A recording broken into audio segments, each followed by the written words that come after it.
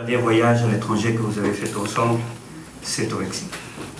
Que vous considérez le Mexique, et c'est un grand honneur pour moi, pour mon pays, comme le pays d'adoption de vous-même ou de votre mari. Alors dans ce sens-là, s'il vous plaît, revenez au Mexique, à la résidence bien sûr de l'ambassade, mais aussi au pays, qui est toujours ouvert avec des énormes bras pour faire la mémoire d'un grand homme, d'un grand juriste, d'un grand amateur du Mexique. Muchas gracias.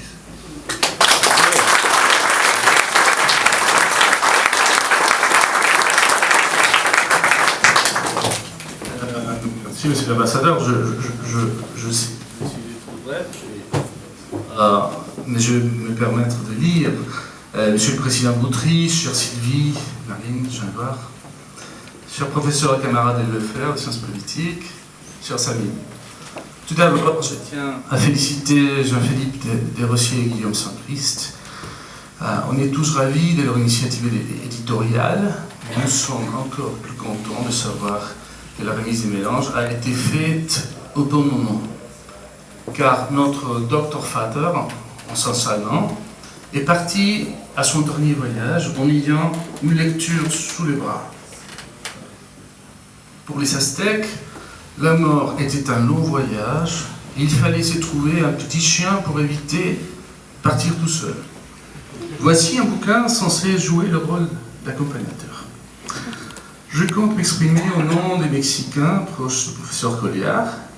Hormis ces 4 doctorants, dont j'ai l'honneur d'être le seul ici, porteur des amitiés du reste du groupe, nous avons été 5 compatriotes ayant contribué dans cet ouvrage, y compris Jean-Ric Chotel et Don Guyen, il faut dire, à moitié mexicains tous les deux. Je salue la présence de l'ambassadeur au Mexique, Agustin Garcia Lopez, c'est justifiant du fait que l'on constitue la première minorité écrivant cet ouvrage, mais surtout de souligner solennellement la notoriété d'un ancien président de parisien, ami du Mexique.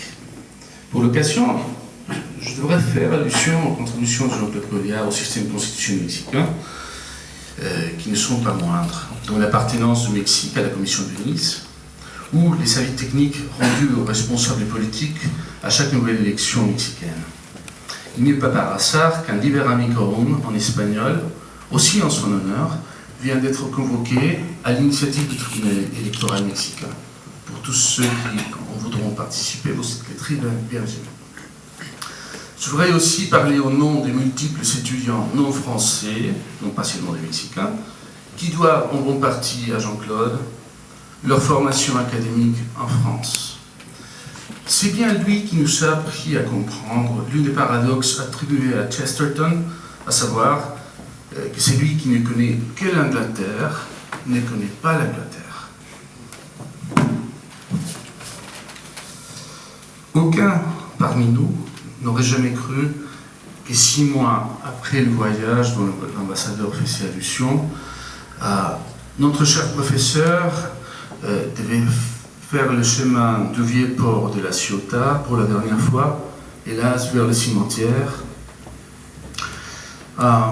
Cette fois-ci entouré des personnages de la ville qu'il aimait tant, des pêcheurs, des marins, probablement son marchand d'huîtres, qui entendait les sirènes de tous les bateaux rouler en son honneur.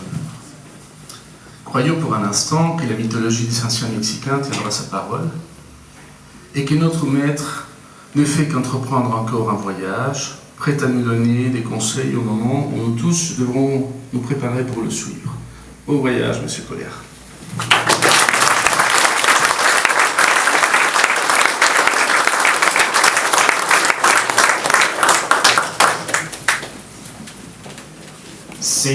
Ces amis de plus de 50 ans vont maintenant dire quelques mots. Daniel Lechac et Françoise Dreyfus qui nous ont aidés, Guillaume et moi-même, dans la préparation de ces mélanges. C'est vrai, mon histoire avec Jean-Claude commence à la rentrée de 1963, donc en 2e année de fac. Je me suis retrouvée par hasard dans un groupe de TD assez particulier où la proportion d'enfants d'eux, de profs, de neveux, de enfants de magistrats est trop forte pour que ce soit le fruit d'un simple hasard. Et parmi eux, il y en a ici présents, mais il y avait aussi Jean-Claude. Il y avait quand même quelques roturiers et roturières qui vont partager avec cette noblesse deux chargés de TD qu'on considère sans doute comme de valeur. L'un, en droit administratif, c'est M. Virol, responsable du contentieux à EDF, excellent pédagogue.